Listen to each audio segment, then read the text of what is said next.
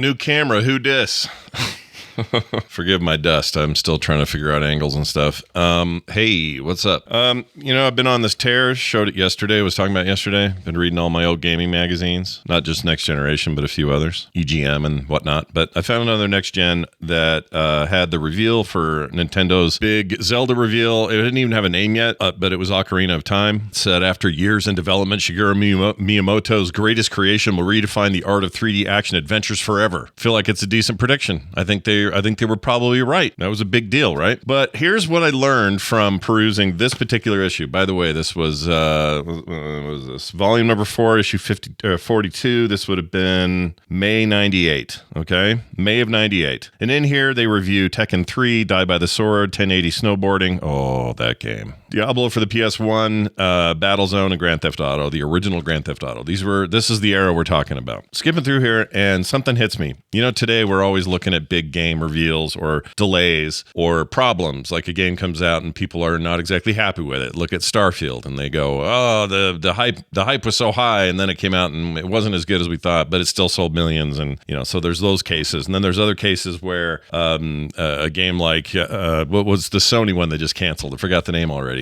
Cobol, Kaburp, whatever it is. I forgot the name of the thing. It's a C word though, right? Not that C word. Anyway, they make a game, it gets canceled, nobody buys it, nobody cares. Like the hype meter was like this, and reactions like way down here. And this camera can show you how way down. Look, it lets me do the lap view. Hello. I don't know what this is for. This camera view. Makes me a little nervous, if I'm honest. Anyway, so my point is, things don't always reach expectations, but the problem is, or the difference is, we live in a time now where we're all connected online constantly, and so information about this stuff is being shared all the time. You have it in your own little social circles, the Discord you belong to, the social media you decide to subscribe to, this sort of thing, and so you're bombarded always with like the successes, the failures, the expectations, the whatevers, and it's easy to quickly throw out your own reaction and go, I knew this was going to be a piece of crap. Concord.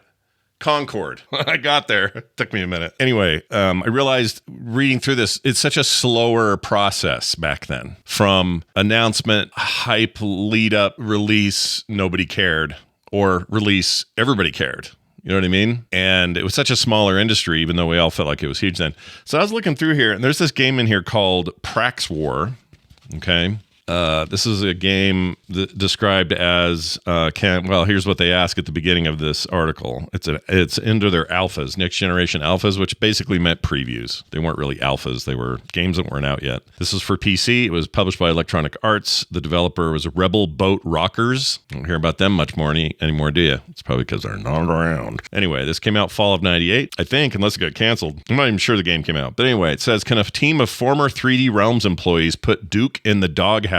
Meaning, can this be the next big shooter? And they were ex 3D Realms people. How many times have we heard that? Ex Blizzard people, ex Bungie people. Somebody left so and now they're doing their own thing, and then the game freaking tanks. I haven't heard of Prax War. I'm sure it had potential. Anyway, it made its debut at E3 that year. What happened to it after that, I haven't looked up. I might later, just to see what's going on. They claimed here, quote, in some ways we're trying to go back to Doom 2. Well, you got the Doom part right. I'm not trying to pile on here. My point is just like the way this stuff was, disseminated back in the day is just different than it was today, and that's just interesting to me. They talk about Thief the Dark Project, amazing game, Legacy of Kain, Soul Reaver. These are before these games were out. But they also talk about Buck Bumble, from the makers of the original Star Fox, comes a bizarre game that plays a lot like Panzer Dragoon, except you're a bug. Recoil. I kind of remember Recoil. Vigilance. Do y'all remember Vigilance? And they even review a ton of games like, I just don't remember these. Sony Computer Entertainment of America made a game called Blasto. I don't remember Blasto.